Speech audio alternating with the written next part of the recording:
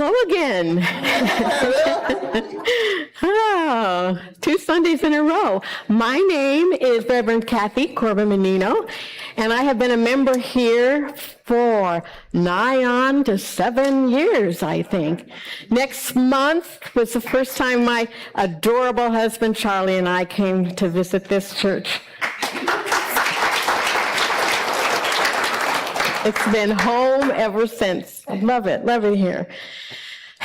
I was especially looking forward to hearing Reverend Robert Test today, because unfortunately I was not able to attend his class on practicing the presence, and I heard rave reviews. So we send you our healing love and energy this morning. And in your honor, I did keep your theme of how big is your God. I tweaked the title just a bit and entitled my talk, Your God is Too Small. It's not original.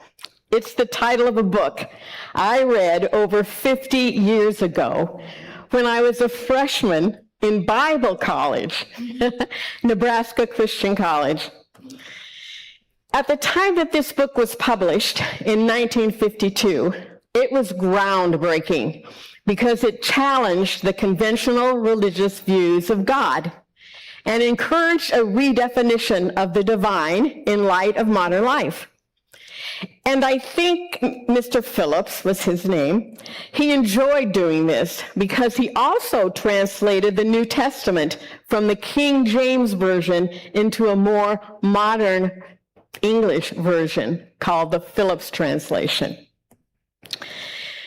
Anyway, he did that. He was motivated to do that because in World War II, the guys had those little New Testaments, but it was in King James, and it really didn't, hit the heart. So he said, I think we need a new translation that fits with our lives. So that's what he did. Anyway, this book, Your God is Too Small, is a short critique of common held, limited conceptions of God that tend to shrink the true God of the Bible into a cramped or humanized image. And he used the term God in a box. He believed that society had confined God to church structures and then rejected anything outside of those structures. And many people held ideas of God that were too small to match the reality of even the biblical God. And these limited images were shaped by culture and tradition, and they failed to capture God's fullness, God's majesty and power. And that made God rather inadequate for the real challenges of life. So see if some of his stereotypes that he mentioned in his book might still hang around in the back of your mind. The first one, God as the resident policeman. God is a moral enforcer of your personal conscience. And along with that, God is managing director. God is seen as distant, impersonal, an administrator, uninterested in human concerns, a master creator that kind of just left us to fend for ourselves after he did the work of creation. And then there's the parental hangover. God is seen as a childlike authority figure rooted in fear or indulgence, which leaves one's faith immature. God is the heavenly bosom. God is a comforting parental figure, waiting to hear from us as to what we want or need, which Phillips saw as a form of escapism. And there was the meek and mild God. God is overly gentle, avoids anger and conflict, and is always kind, which leads people to outgrow him for more heroic figures like Superman. And then there's the second-hand God. God's character is simply a grander, perfect image of ourselves and is shaped by human interpretations, has human qualities, and can be quite judgmental. Our God is absolute perfection, a flawless, unattainable standard which causes a massive sense of separation, anxiety, stifles joy, and any personal initiative. And God is the grand old man.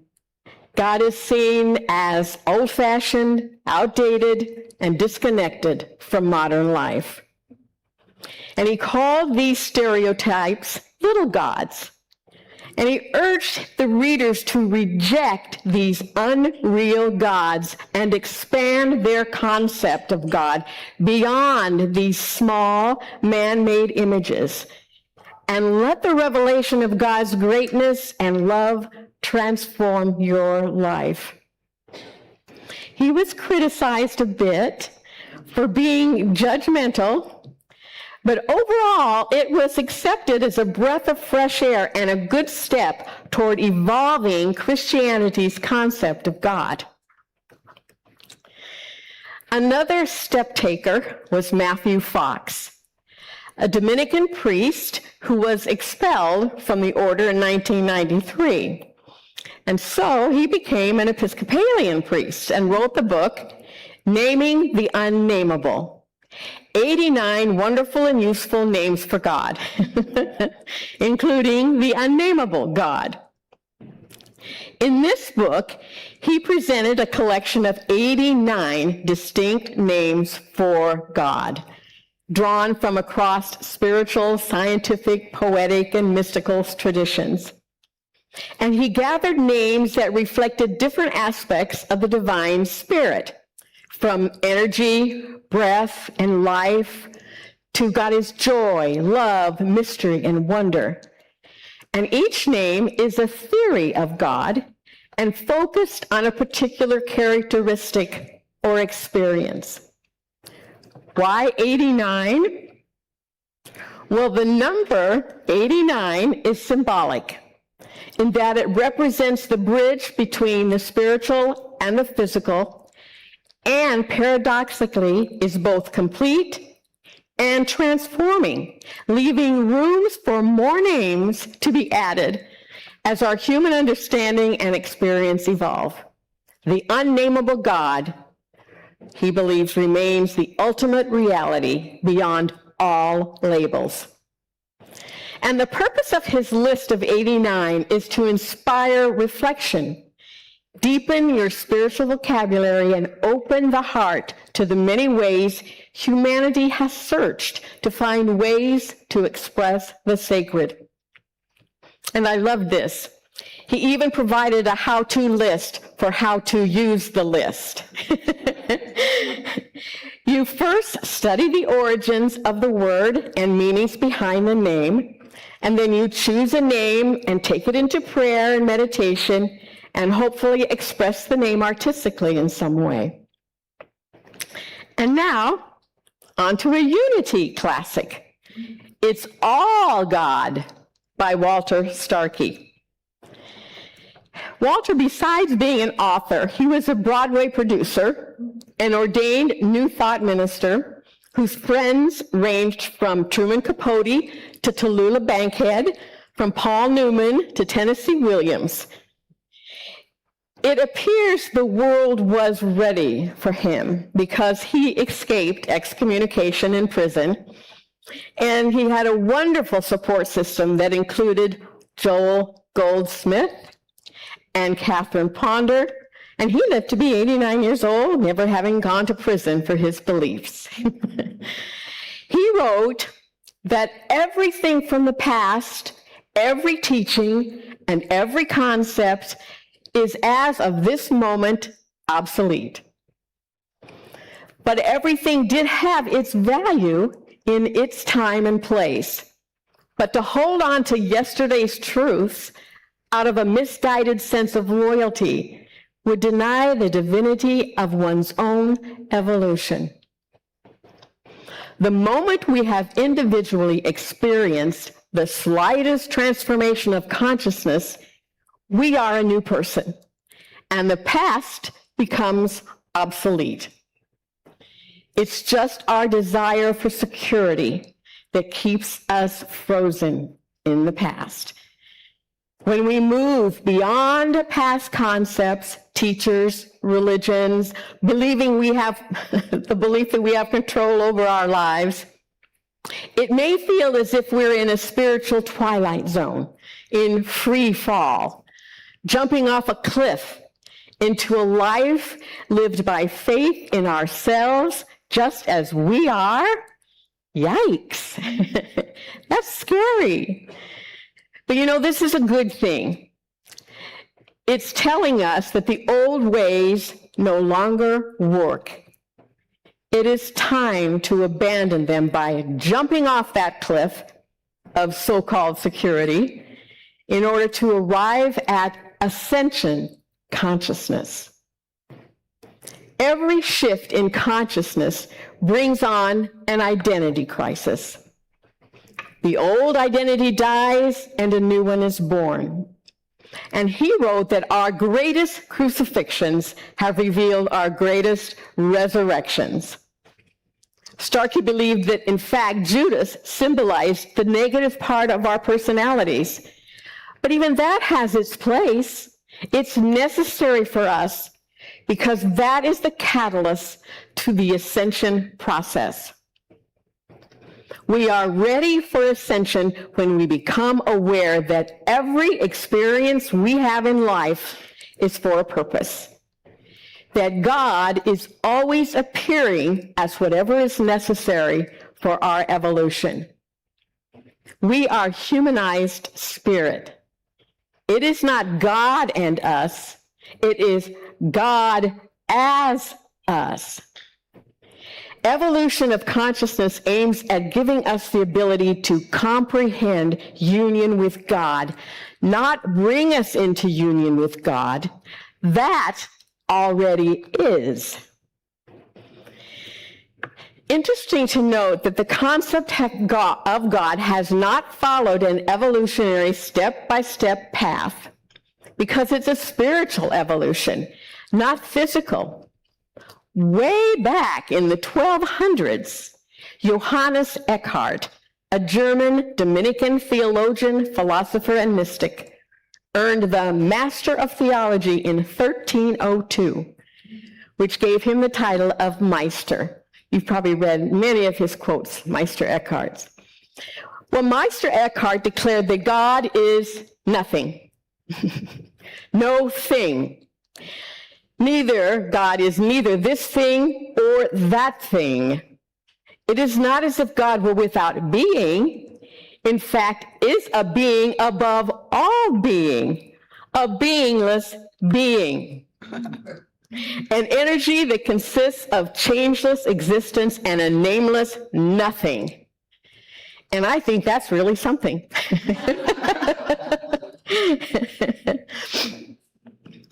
Well, all of this, of course, led him to be tried for heresy.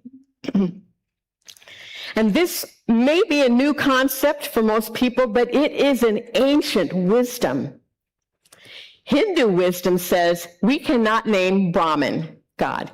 It is neti neti, which means not this, not this.